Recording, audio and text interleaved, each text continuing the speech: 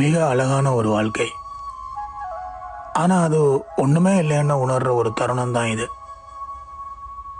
யாருமே உண்மையாக இல்லைன்னு உணர்றதை விட அதை ஏற்றுக்கொள்கிறது தான் ரொம்ப கஷ்டமாக இருக்கு.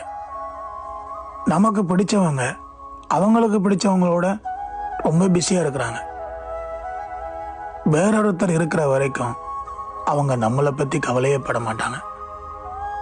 மறுபடியும் மறுபடியும் அவங்க நம்மகிட்ட மன்னிப்பே கேட்குறாங்கன்னா அவங்க முன்னாடியே நம்மளை முட்டாளன்னு நினச்சிட்டாங்க.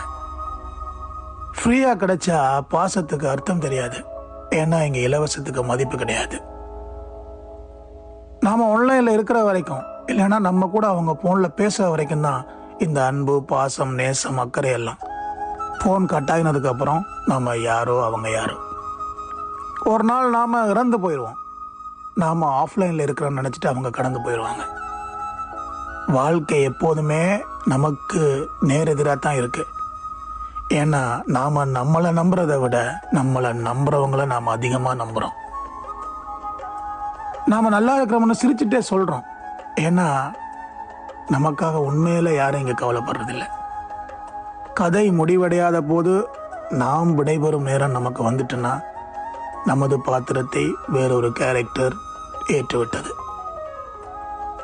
இனி யாரை இழந்தாலும் நமக்கு கவலை இல்லை. அப்படி ஒரு ஃபீல் வருது. ஏன் தெரியுமா? நமக்கு இழக்கிறது கூட நமக்கு யாரும் இல்லை.